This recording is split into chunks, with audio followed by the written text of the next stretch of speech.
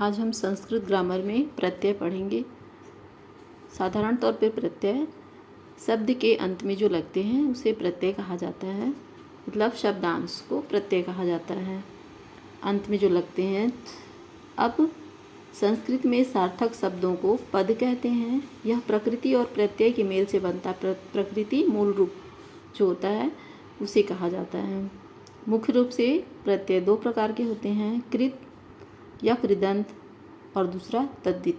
सबसे पहले कृदंत हम पढ़ते हैं। इसमें संज्ञा शब्द विशेषण और अव्यय होते हैं। इसके अंतर्गत निम्नलिखित हैं। कृदंत के बहुत सारे प्रकार हैं। तो सबसे पहले कत्वा। इसमें त्वा के पहले ई जुड़ता है कहीं कहीं पे और का अक्सर लोप हो जाता है। कत्वा। अब मुख्य धातु है पठ। इसमें कत्वा प्रत्यय लगा, बन गया पठित्वा, माने पढ़कर। प्रच्छ कत्वा, पृष्ठवा हुआ, पूछ कर। का ये देखो लोप हो रहा है ना, लिख कत्वा लिखित्वा, का लोप हो गया है, लिख कर। दूसरा है इसमें कृदंत का ल्यप प्रत्यय। ल्यप में ला और पा का लोप हो जाता है और यह शेष बचता है और धातु के पहले उपसर्ग लगता है इसमें, तो इसलिए हमको इसमें उपसर्ग के साथ समझाना पड़ा है। तो उपसर्ग है इसमें अनु और मुख्य धातु है भू, प्रत्यय लगा ल्यप, तो इसके साथ ये जुड़ गया तीनों। अनुभूय मतलब अनुभव करके। आ उपसर्ग लगा गम और ल्यप प्रत्यय है तो बन गया आगत्य, माने आकर।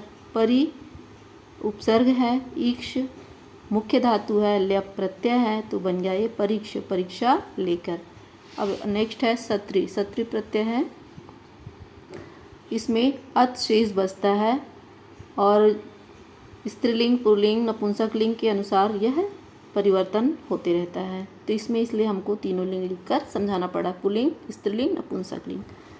गम मुख्य धातु है, उसके बाद शत्र लगा इसका प्रत्यय, तो पुल्लिंग में बना गच्छन, फिर गच्छन्ति और नपुंसकलिंग में गच्छत, जिसका अर्थ होता है जाता हुआ।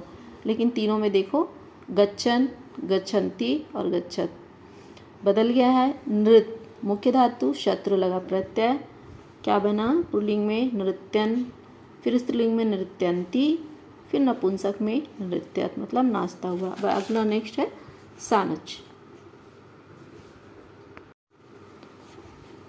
श और च का इसमें लोप हो जाता है, तो मूल धातु है वृत्त और फिर प्रत्यय लगा शानच, तो बन गया वर्तमानः।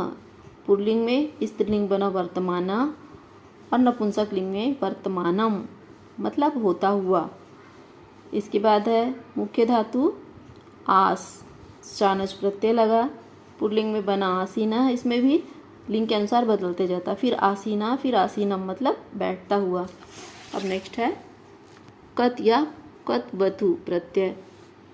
इसका प्रयोग कर्तवाच्य में किया जाता है।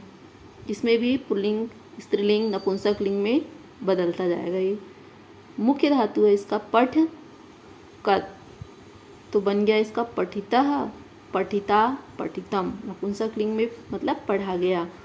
दृश्य देखना होता है, कत प्रत्यय लगा तो बन गया दृष्टः, स्त्रीलिंग में दृष्टा, फिर दृष्टुम मतलब देखा गया। नम कत्वतु नतवान नतवती और नतवत मतलब नमस्कार कर चुका। अब नेक्स्ट है तुमुन। तुमुन प्रत्यय में इसका प्रयोग होता है के लिए, जहाँ पे के लिए कोई भी काम करने के लिए होता है तो तुमुन प्रत्यय का प्रयोग, इसमें तुम शेष रहता है। लिखी तुमुन, तो ये चला जाएगा, लिखी तुम हो गया। लिखने के लिए दा तुमुन प्रत्यय, ये दातुम देने के लिए। दृश्य तुमुन दृष्टुम देखने के लिए। फिर तव्यत और अनियर प्रत्यय, इसका प्रयोग चाहिए अथवा योग्य के अर्थ में होता है। इसमें तव्य और अनियर में अनिय शेष रहता है। ज्ञातव्यत ज्ञातव्यः मतलब जानना चाहिए। प्रच्छ तव्यत प्रष्टव्यः पूछना चाहिए। क्री अनियर करणीयः करना चाहिए। धाव अनियर धावनीयः दौड़ना चाहिए। ये थे कुछ कृदंत प्रत्यय के। अब हम देखते हैं तद्धित प्रत्यय के उदाहरण।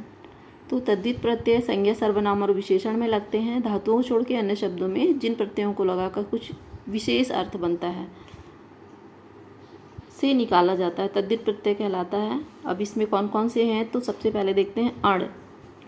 कई अर्थों को जानने में होता है। तो मनु अण, मानवः, मनु की संतान। कपोत अण, कपोतम, कबूतरों का झुंड।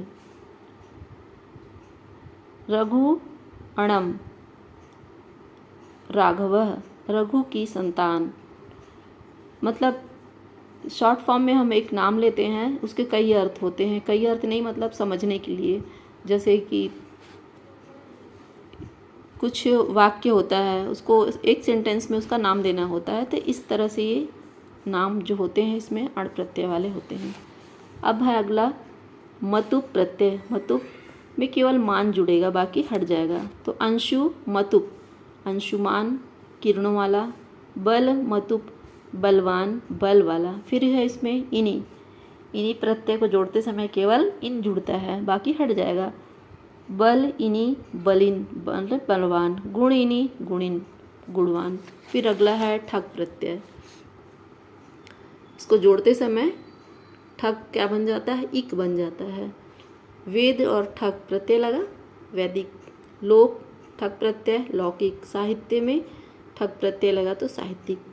इस तरह से और भी हैं। इसके अलावा त्वा, त्रल, ल्यप, तमप और ठंग, बहुत सारे प्रत्यय हैं। तो कुछ जो मुख्य प्रत्यय थे उसे मैंने समझा दिया है।